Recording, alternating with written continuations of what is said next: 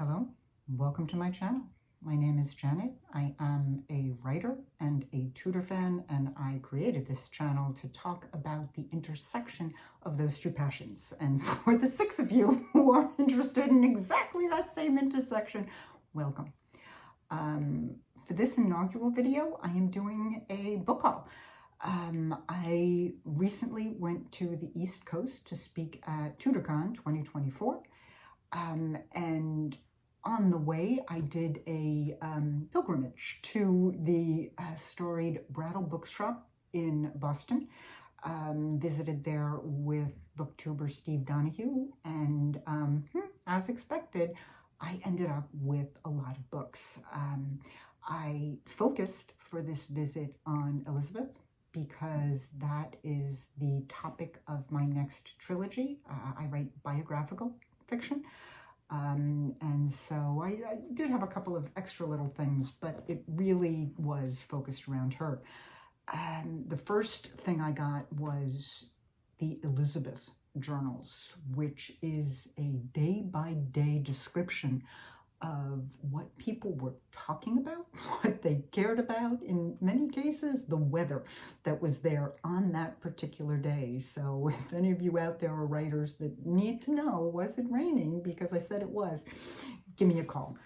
In one of my non-Elizabeth books, I got Lady Jane Grey by Hester Chapman. I've read her stuff on Edward VI and on Anne Boleyn, and I like her writing style, so I snapped it up.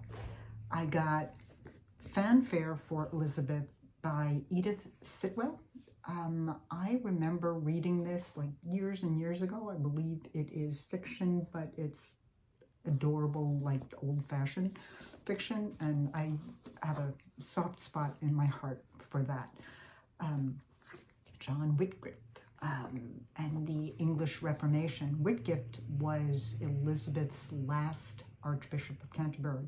He was with her when she died, and this was kind of a Mary I and Reginald Pole situation where he ended up dying just a couple of months after she did. Now, Reginald Pole died the same day, but it's kind of interesting, that kind of religious connection that existed, and that is always a little bit of fun. Queen Elizabeth and the Making of Policy from 1572 to 1588, which is basically the run-up to the Armada. This was the point at which she was still flirting about marriage with France, but it was, but Spain was really kind of running around and heating things up around this time. So it is going to be interesting to just really get that kind of description.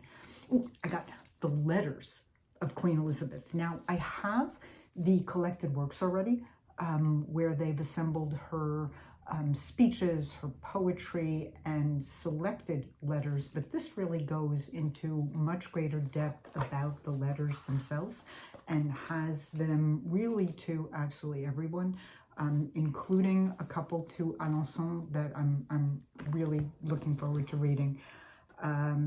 Finally, I thought I had so many. It seemed like a very big pile at the time. The Age of Elizabeth, England under the later Tudors. It's the social and economic history of England. There were, I want to get the whole interplay between the famines and the policies that she made. There were a couple of places that I just want to make sure that everything is grounded in all of that. I'm looking forward to that. And finally, poetry, which is not Elizabethan, but at the same time, the writers among you will understand that when a whole bunch of words come out of your head, you have to put a whole bunch of words back into your head, because it's kind of like a revolving door process.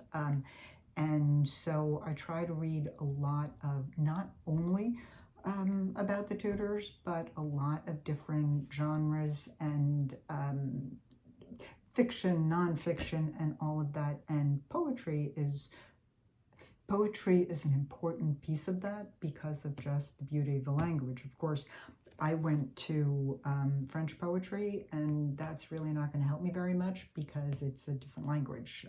So, oops.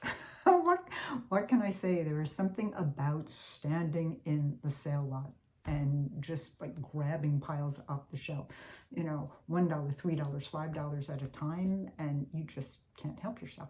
So that was it. My first video, my first book haul, and welcome. I hope to see you again. Bye.